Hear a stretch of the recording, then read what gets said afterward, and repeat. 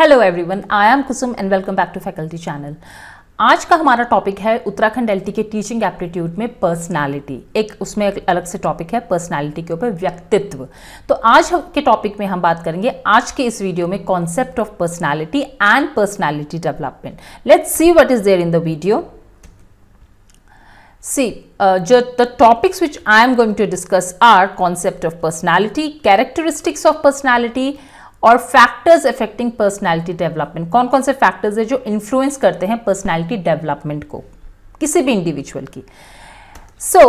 Personality actually होता क्या है? देखिए, अगर हम लेमैन की लैंग्वेज में बोले तो पर्सनालिटी क्या को ऐसे समझा जाता है कि जो बहुत गुड लुकिंग होता है, बहुत अट्रैक्टिव होते हैं, तो उन्हीं की पर्सनालिटी को हम अच्छा बोलते हैं, right. They go by the impression created by the person concern. तो जो सपोज मेरे सामने कोई बहुत गुड लुकिंग लड़का या लड़की आ गए तो मेरे अंदर उनका इंप्रेशन बहुत अच्छा पड़ गया कि wow, such a good looking person और पर्सन ही और शी इज। तो वो एक्चुअली हम पर्सनालिटी में ले लेते हैं कि ये इसकी पर्सनालिटी बहुत अच्छी है। But this is not the only thing. वो साइंटिफिकली क्या है, साइंटिफिकली प्रूवन नहीं है कि पर्सनालिटी को हम इसी चीज को लेंगे। बट साइकोलॉजिस्ट ने अटेम्प्ट करा है to explain the concept of personality. Actually personality होती क्या है, क्या होता है पर्सनालिटी में। इन टर्म्स, पर्सनालिटी को कहा जाता है in terms of the individuality and consistency. तो यहां पर क्या होता है, देखिए, इंडिविजुअलिटी तो सिंपली हो गया कि जब ऑब्जर्व करते हैं लोग, जैसे कि कैसा it has been said that each of us has certain respects is like all other persons. So like some other person and like no other person who has been in the past or will be existing in future. हर एक जैसा individuality नहीं होती, हर कोई अलग होता है। तो हम ये समझते हैं पर्सनालिटी को ऐसे लिया जा सकता है कि ऐसा कोई ना हुआ है, ना कोई होगा फ्यूचर में, ना कोई अभी एग्जिस्ट करता है। कंसिस्टेंसी की जब हम बात करते हैं तो कंसिस्टेंसी यहाँ पर ये हो जाती है ऑफ पर्सनालिटी कि इसमें क्या होता है कि जब personality also rest on the observation that the person seems to behave, वो कैसा बिहेव कर रहा है डिफरेंट सिचुएशंस में, उसका सेम बिहेवियर है अलग अलग सिचुएशन में या नहीं है, तो वो भी उसकी पर्सनालिटी को जज करने में एक हेल्पफुल क्राइटेरिया होता है। हम एक्चुअली ऑफन हम लोग ये ऑब्जर्व करते हैं that people differ a great deal in the ways they think, feel and act.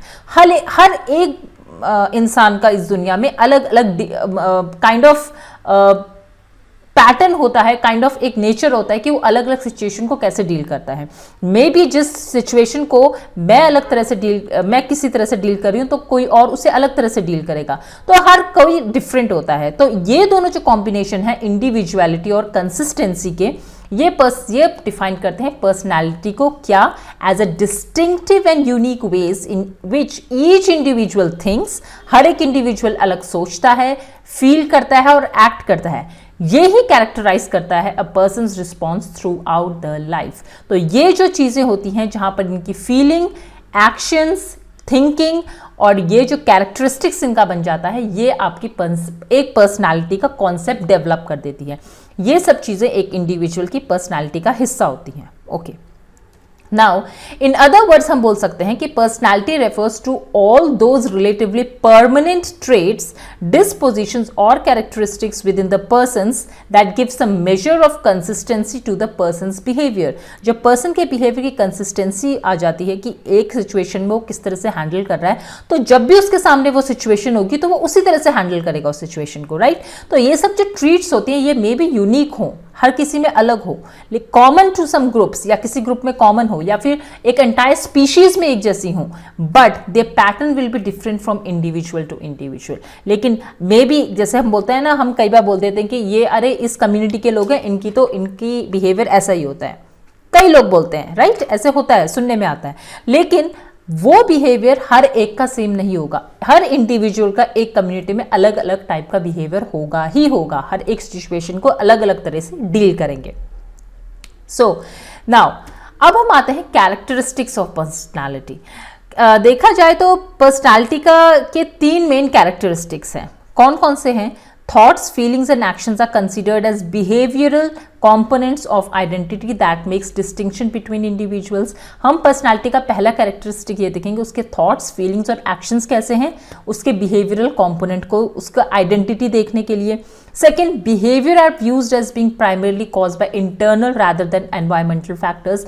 It is not कि एनवायरमेंटल फैक्टर्स उसके बिहेवियर को बिल्ड कर रहा है, बट वो इंटरनली उसके अंदर क्या चल रहा है वो उसके बिहेवियर में आता है ना, होता है एनवायरमेंट में। अब देखिए कोई एक ऐसी सिचुएशन आ गई जिसमें हमें बहुत गुस्सा आ रहा है, लेकिन हमारा एक्शन कैसा होगा, हम बिहेव कैसे करेंगे किसी के सामने, वो हमारे इंटरनली है, वो एनवायरमेंटल फैक्टर्स पे डिपेंड नहीं करेगा।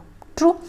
Behaviour of the person seem to have organisation and structure. और ये जो बिहेवियर होता है पर्सन का, इसका एक स्पेसिफिक स्ट्रक्चर होता है, ऑर्गेनाइजेशन होता है। ऑर्गेनाइजेशन मीन्स वो ऑर्गेनाइज्ड रहता है बिहेवियर हमारा, हर सिचुएशन में एक अलग टाइप का बिहेवियर ऑर्गेनाइज्ड रहता है।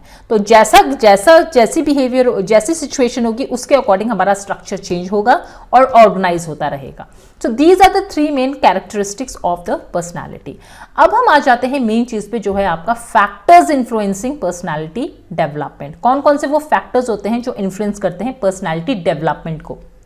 देखिए, डेवलपमेंट ऑफ पर्सनालिटी जो है वो एक बहुत ही इंटरेस्टिंग टॉपिक है फॉर पर्सनालिटी साइकोलॉजिस्ट, और वो बहुत टाइम टू टाइम ये रहा है, इनका एक बहुत इंपॉर्टेंट टॉपिक रहा है। इसमें जो 3 फैक्टर्स हैं, वो जो इंपॉर्टेंट 3 फैक्टर्स हैं, वो हैं आपका एक biological factors, psychological factors and your environmental factors. ये तीनों ही फैक्टर्स बहुत इंपॉर्टेंट है, और इन तीनों को लेके ही पर्सनालिटी को हम किसी की बता सकते हैं कि किसी की पर्सनालिटी कैसी है। ये नहीं है कि सिर्फ बायोलॉजिकल फैक्टर्स पे बेस्ड कहें, या सिर्फ साइकोलॉजिकल, या फिर सिर्फ एनवायरमेंटल। एक किसी थिंकर ने, किसी साइकोलॉजिस्ट ने सिर्फ एनवायरमेंटल फैक्टर को लिया था, बायोलॉजिकल और साइकोलॉजिकल डिनाई कर दिया था कि इन दोनों फैक्टर्स का कोई काम नहीं है। बट एक्चुअली वर्ल्ड वाइड ये तीनों एक्सेप्ट हुए हैं, और इन तीनों को ही माना जाता है एक्चुअल जो पर्सनालिटी डेवलपमेंट में फैक्टर्स इन्फ्लुएंस करते हैं। अब हम इन तीनों को एक एक करके देख लेते हैं। बायोलॉजिकल फैक्टर्स क्या होते हैं, जो फिजिकल डिटर्मिनेंट्स होते हैं, ये एम्फेसाइज करते हैं फिजिक बॉडी फंक्शनिंग पे, जो रिस्पॉन्सिबल होती हैं आपकी, डायरेक्टली रिस्पॉन्सिबल होती है पर्सनालिटी डेवलपमेंट में। इसमें आ जाता है सबसे पहले आपका body build. Obviously it is biological body build. इसमें बहुत सारे अलग अलग टाइप के बॉडी बिल्ड होते हैं। इनमें से ये जो 3 मेन है जो मैंने लिए हैं, एक तो होता है एक्टोमॉर्फ, एंडोमॉर्फ और मीजोमॉर्फ। एक्टोमॉर्फ होता है जिनकी पर्सनालिटी जो बहुत थिन, टॉल और थिन होते हैं, वो एक्टोमॉर्फ होते हैं। एंडोमॉर्फ वो होते हैं आपके जिनका जो बिल्डअप होता है वो थोड़ा राउंड और सॉफ्ट बॉडी टाइप के होते हैं। मीजोमॉर्फ्स वो होते हैं जिनकी बहुत अच्छी स्ट्रॉन्ग और मस्कुलर बॉडी होती है।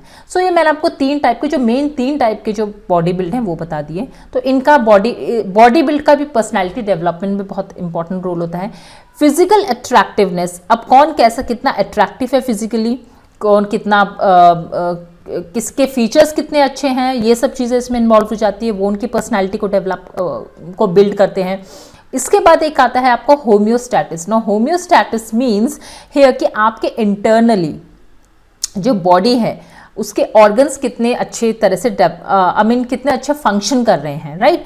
होम्योस्टेटिस में आप, बिकॉज इसमें क्या होता है, इंपॉर्टेंट डेट्रीमेंट्स आपके हो जाते हैं। It refers to like stability कैसी है आपके इंटरनल एनवायरनमेंट की, बॉडी के अंदर की स्टेबिलिटी कैसी है, जैसे normal temperature, normal level of blood sugar, normal level of blood pressure, proper water balance etcetera, ये सब चीज़ें इसमें आ जाती हैं। जहाँ ये थोड़ी सी डिस्टर्बेंस हुई तो आपकी पर्सनालिटी में भी आप देखोगे बिहेवियर में बहुत डिफरेंस आ जाता है। जहाँ ये कम ज़्यादा हुआ तो आपका पर्सनालिटी बिहेवियर ऑब्वियसली उसमें फर्क पड़ेगा। Then your physical defects. अब physical defects it doesn't mean कि कोई विजुअली इम्पेयर्ड या हैंडीकैप्ड, ये बोल रही हूँ मैं यहाँ पर। फिजिकल डिफेक्ट्स यहाँ पर हो जाता है, जैसे ओबेसिटी हो गया, राइट। ओबेसिटी एक बहुत इंपॉर्टेंट फैक्टर हो जाता है यहाँ पर, बायोलॉजिकल फैक्टर, जो कि आपकी पर्सनालिटी में एक इंफीरियोरिटी कॉम्प्लेक्स ला सकता है। ओबीस लोग या बहुत जो थिन होते हैं उनके अंदर ये इन्फीरियोरिटी कॉम्प्लेक्स आ ही जाता है। तो ये भी आपकी पर्सनालिटी डेवलपमेंट में कहीं ना कहीं इफेक्ट करते हैं। Then is your health conditions. Health conditions means कि कौन कितना हेल्दी है। जो ज़्यादातर बीमार रहते हैं they don't like to socialise themselves, वो ज़्यादा बाहर जाना पसंद नहीं करते हैं, वो घर पे रहना ही ठीक उनको लगता है। वो ज़्यादा फ्रेंड्स बनाना पसंद नहीं करते हैं, तो उनके because they know that their health condition keeps on fluctuating, so they actually don't like to go and gather, they are not that much socially active in the society. So ये तो sorry ये तो हमारे हो गए biological factors. अब हम आते हैं हमारे साइकोलॉजिकल फैक्टर्स में। साइकोलॉजिकल फैक्टर्स में आपके इंक्लूड होते हैं, एक तो हो गया इंटेलेक्चुअल डेट्रीमेंट्स। इंटेलेक्चुअल डेट्रीमेंट्स में आपका आ जाता है जैसे कि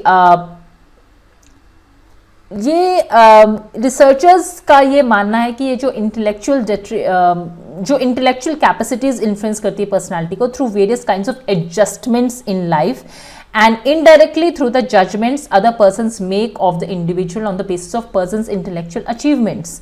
तो इनके कौन कितना इंटेलिजेंट है उसके बेसिस पर उसको सोशली एक्सेप्ट करते हैं, उनको ज़्यादा फॉलो करते हैं। आप देखिएगा कि जो ज़्यादा इंटेलिजेंट होता है उसकी फ़ैन फॉलोइंग ज़्यादा हो जाती है, राइट, क्योंकि हर कोई चाहता है कि उसका अच्छा सोशल गैदरिंग अच्छे लोगों के साथ हो, अच्छे इंटेलिजेंट लोगों के साथ हो, उनको अच्छा नॉलेज मिलता है उनसे। तो वहाँ पर एक हो गया इंटेलेक्चुअल डेट्रीमेंट्स यहाँ पर आ जाते हैं।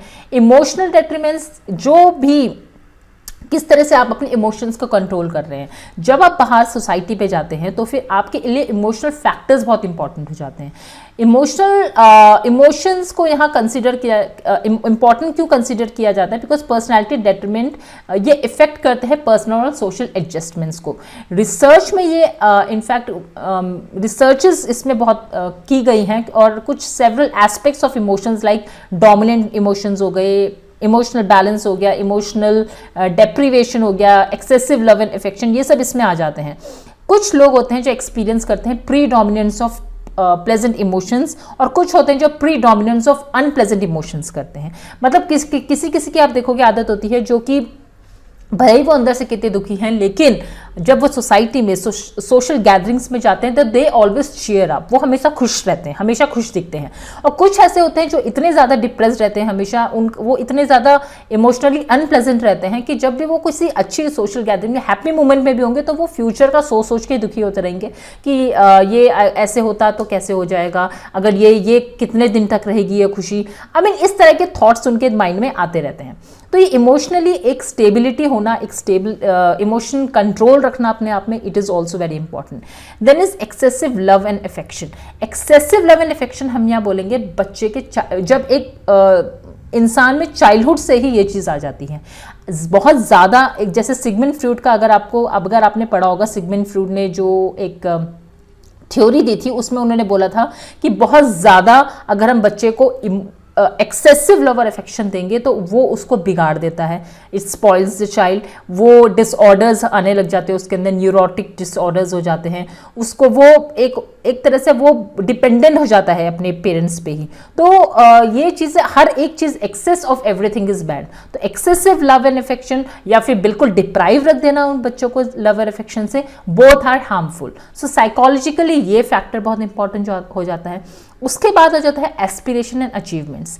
Now when we come to aspiration and achievements, तो यहाँ पर देखिए एस्पिरेशन का मीनिंग हो जाता है आपका जैसे longing for and striving for something higher than one's present status. मैं अगर एक स्कूल में टीचर हूँ और मैं चाह रही हूँ कि नहीं अब मैं प्रिंसिपल बन जाऊँ, ना this is my aspiration, right, कि मैं प्रिंसिपल बनना चाह रही हूँ, ये मेरी एस्पिरेशन हो गई। तो मतलब जो मेरा प्रेजेंट स्टेटस है मैं उससे ऊपर का बहुत सोच रही हूँ, तो that is my aspirations. Now aspiration में ये हो जाता है द मोर, इसमें ज़्यादा ईगो इन्वॉल्व हो जाती है। Okay, it is more ego involve and more the more will be the impact upon behavior and therefore greater will be the impact upon personality। अगर मैं अब यहाँ पर एस्पिरेशंस में अगर जो अचीवमेंट लेवल होगा, अगर मैं सक्सेसफुल हो गई तो it is good, I have satisfied my ego. But अगर मैं फेल हो गई तो दैट मीन्स मेरे अंदर डिप्रेशन आ जाएगा, राइट बिकॉज जब हम चीज़ों को एस्पिरेशंस के अंदर, जब वो अगर हम उसको ईगो के में ले लेंगे तो वो हार्मफुल हो जाता है। देयरफॉर यहाँ पर आपका इमोशनल बैलेंस होना बहुत ज़रूरी है। यू कैन बी, बट अगर फेलियर है तो उसको एज अ सेकेंड चांस की तरह लो कि yes I have got one more chance for this thing. But अगर आपका सक्सेसफुल है तो okay, it's okay, very good, you have succeeded. Now इस चीज को हम कभी भी उस पे नहीं ले सकते हैं कि हमारा फेलियर हो गया तो that means we are gone now, we have lost everything. तो यहां पर कितना स्ट्रॉन्ग इमोशनली है वो बहुत इंपॉर्टेंट फैक्टर हो जाता है। All these factors are very important psychological factors जो आपकी पर्सनैलिटी डेवलपमेंट में बहुत इंपॉर्टेंट होते हैं। Then is last is your environmental factors. Environmental factors क्यों इतने इंपॉर्टेंट हैं? एनवायरमेंटल फैक्टर्स इनफैक्ट वो हैं जिनको आप अलग कर ही नहीं सकते हो किसी की पर्सनालिटी से। इसमें सबसे पहले आपका हो जाता है social acceptance. Social acceptance means society किस तरह से, जब एक इंडिविजुअल सोसाइटी के सामने जाता है, अपने ग्रुप में होता है, सोशल ग्रुप में, तो वो कितना एक्सेप्टेड होता है इस ग्रुप में। अगर वो अच्छे से एक्सेप्टेड है और वो दूसरों को अच्छे से एक्सेप्ट कर रहा है तो वो हैप्पी है, देन ही इज हैप्पी, उसकी पर्सनैलिटी उसके अकॉर्डिंग बन जाएगी।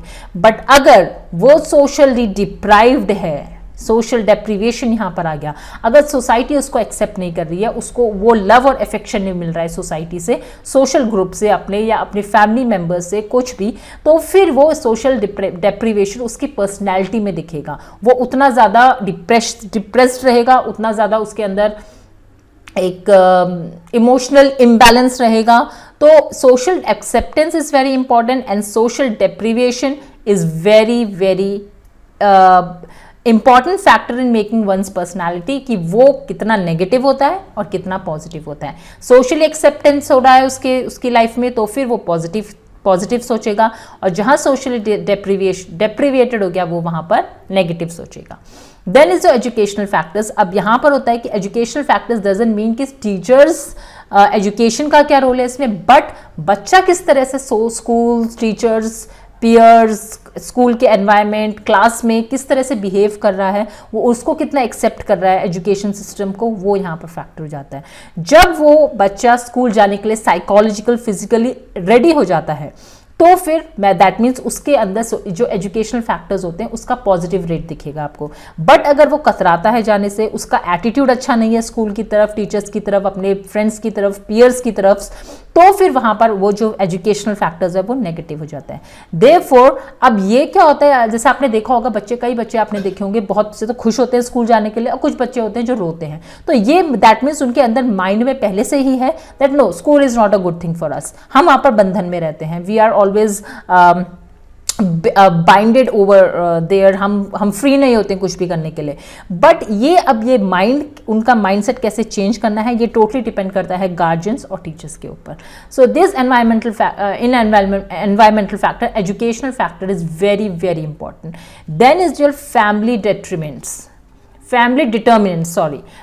डिटर्मिनेंट्स में क्या हो जाता है आपका कि जब यहाँ पर मैं ये बोलूँगी कि फैमिली, जैसे हम देखते हैं ना कि इन्फ्लुएंस जो होता है ना फैमिली का, वो पर्सनालिटी डेवलपमेंट बहुत ही ज़्यादा होता है हर एक एज में। इट्स नॉट ओनली कि चाइल्डहुड में, बट हर एक जब वो एडल्ट, जब वो अपने टीन एज में जा रहा होता है, जब वो अपने एडल्ट में 18 एज क्रॉस कर लेता है, टीन एज क्रॉस कर लेता है, तो भी in fact till the end of their life उनका जो एक फैमिली का जो डिटर्मिनेंट होता है वो बहुत ही इंपॉर्टेंट हो जाता है। फैमिली का इफेक्ट होता है development of personality both directly and indirectly. Directly कैसे इन्फ्लुएंस होता है? डायरेक्ट इन्फ्लुएंस होता है upon personality comes chiefly through different child training methods. उनको पहले से ही आप कैसे ट्रेन कर रहे हो बच्चे को, चाइल्ड ट्रेनिंग मेथड्स कौन कौन से यूज़ कर रहे हो, किस पैटर्न में उसको मोल्ड कर रहे हो, और जो कम्युनिकेशन इंटरेस्ट रुके, जैसे attitude, values between members of the family, वो लोगों का, फैमिली मेंबर्स का कैसा आपस में बिहेवियर है, ये बहुत इंपॉर्टेंट हो जाता है उसकी पर्सनालिटी को डेवलप होने में। इनडायरेक्टली कैसे कि जो बच्चा होता है वो डेवलप करता है अपनी personality pattern to that of their partners, to that of their parents. तो एक्सपेरिमेंटल स्टडीज ने ये रिवील करा है कि that through imitation also a certain personality pattern develops. Means कि जब बच्चा इमिटेट करता है अपने पेरेंट्स को, वो कैसे रहते हैं अपने फैमिली के साथ और वो किस तरह से बिहेव कर रहे हैं अपनी फैमिली के साथ, तो वो सब चीज़ें जब देखते हैं तो वो उनकी पर्सनैलिटी में आ जाती हैं। अब यहाँ पर आप देखेंगे कि जब हम देखते हैं कि एक बहुत वेल बिहेव्ड हम बच्चे को देखते हैं और वहीं पर हम किसी अगर मिसबिहेव्ड बच्चे को देखें तो वो हम उसका आइडिया लगा लेते हैं कि इनकी फैमिली में कुछ प्रॉब्लम है। जो मिसबिहेव्ड है उसकी फैमिली में भी कुछ प्रॉब्लम होगी, that he is showing it this way. और जो वेल बिहेव्ड है मतलब कि फैमिली में भी इस तरह से चीज़ें चलती आ रही हैं। तो फिर ये एनवायरमेंटल फैक्टर्स में यहाँ पर family determinants, social acceptance, social deprivation, educational factors, इन सब का बहुत इंपॉर्टेंट रोल होता है।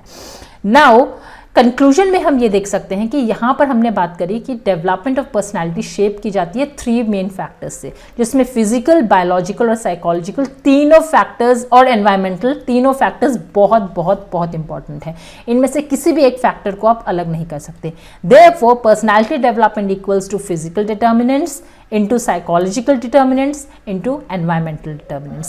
इन तीनों को हम फैक्टर्स के साथ साथ हम डिटर्मिनेंट्स भी बोल सकते हैं, because our personality is determined by all the 3 these factors. So therefore these are the main factors that influence your personality development of an individual or anyone. Well, so we will end this topic here only, and I just hope that you all have understood very well. मैंने अपनी तरफ से पूरी कोशिश करी आपको समझाने की। And please, if you have liked the video, if you have understood what I have told, try to explain you, then please do like, comment and share। और आपके कुछ भी confusion है, कुछ भी आप पूछना चाहते हैं इससे related, you can ask me in the comment section. I will be more than happy to answer you all the things. Thank you very very much everyone, and take care everyone. Bye bye.